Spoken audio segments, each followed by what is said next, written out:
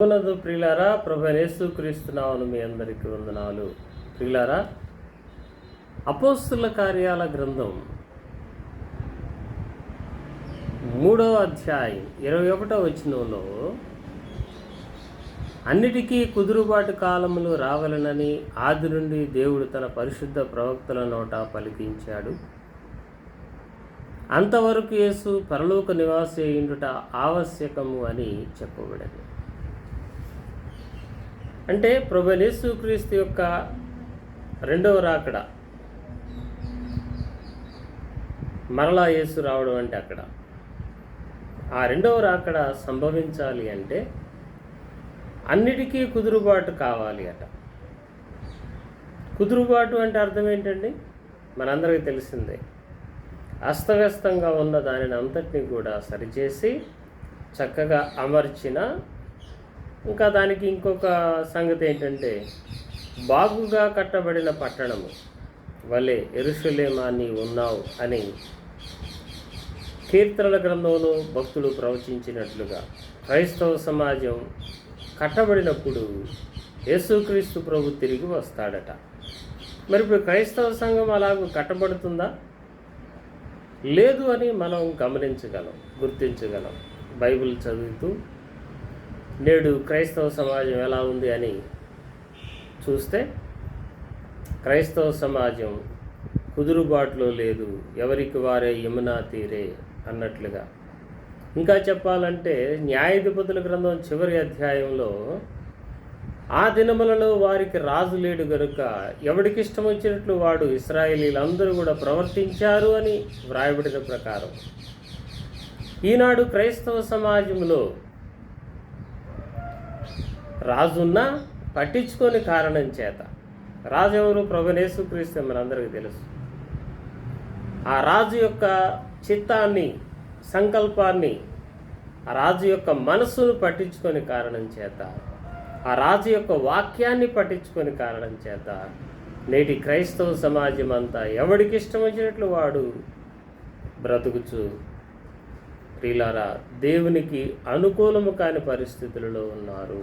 దీనిని చూచి పరిశుద్ధాత్మ దేవుడు పరమగీతాల్లో ప్రవచించారు.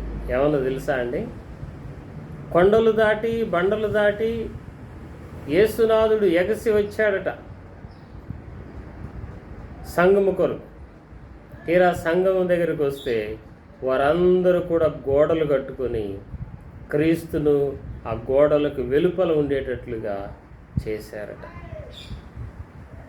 కాబట్టి ప్రభునందు ప్రియులారా, క్రైస్తవ సమాజం తమ చుట్టూ గోడలు కట్టుకుందే తప్ప దేవునికి ఒక మందిరంగా తయారు కాలేదు.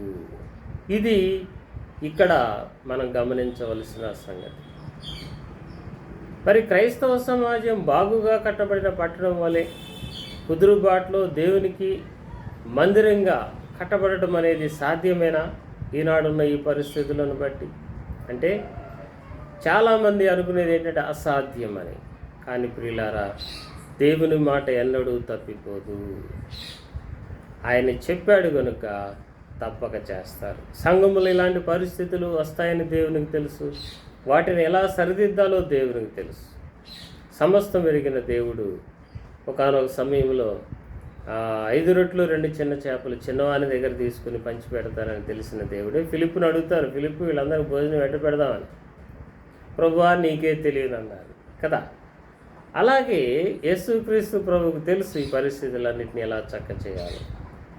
ఈనాడు క్రైస్తవ సంఘాన్ని ముక్కలు చెక్కలుగా చేసి తన దుష్ట ప్రణాళికను నెరవేర్చుకొనిచున్న ఆ దుష్ట పర్వతము సైతాను, అంధకార శక్తి, ఇది అసాధ్యము అని మనం అనుకొనిచున్న కార్యమునకు మూలకారకుడైన అంధకార శక్తి ఎంత పర్వతము వలె, మేరు పర్వతము వలె, దాన్ని బైబిల్ గ్రంథం చెప్తుంది నాశన పర్వతం అని. వాడు ప్రబలి ఉన్నా బలిసి ఉన్నా సరే దేవుడు దానిని చదును భూమిగా చేయబోతున్నారు ఒక జెరుబ్బాబేలు ఎదుట. ఆ జెరుబ్బాబేలే అద్దంకి రంజిత్ ఫిరయ్యారు. ఎందుకో చెప్పునా అండి? క్రైస్తవ సమాజంలో ప్రతి సేవకుడు తనకేదో తెలిసిందని దాన్ని క్రైస్తవులకు చెబుతూ దాన్నే దైవ ప్రత్యక్షతగా అనుకుంటూ ముందుకు వెళుతుంటే ఒకరికొకరు భిన్నాభిప్రాయాలతో దూషించుకుంటూ ద్వేషించుకుంటూ మరి చిలవలు పలవలుగా చీలిపోయి ఉంటే మొట్టమొదట క్రైస్తవ సంఘం ఏకం కావాలి, కుదురుబాటు రావాలి, అప్పుడే ప్రభువైన యేసుక్రీస్తు వస్తారు అని గొంతెత్తి చెప్పిన ఏకైక వ్యక్తి దైవజనుడు, దేవుడు పంపిన ప్రవక్త, ఈనాటి దేవుని మందిర పునర్నిర్మాణకర్త జెరుబ్బాబేలు అద్దంకి రంజిత్ ఫ్రేయ.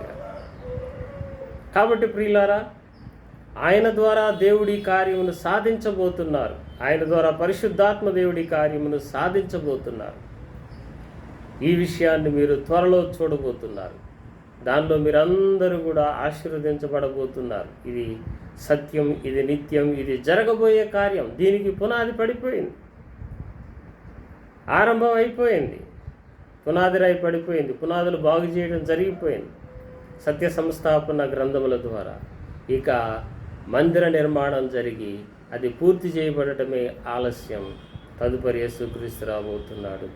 ఈలోపు పరిశుద్ధాత్మ దేవుడు బలముగా క్రైస్తవ సమాజం మీదకి, లోకం మీదకి దిగి వచ్చి అందరినీ మేల్కొలిపి, అందరి కనులను తెరచి, నాశన పర్వత ప్రభావాన్ని, వెలుగుదూత బ్రహ్మచాత్మల ప్రభావాన్ని దూరం చేసి మనల్ని అందరినీ ఆశీర్వదిస్తాడు. ఆయన మన ఆశీర్వాదం కొరకే చనిపోయి తిరిగి లేచాడు.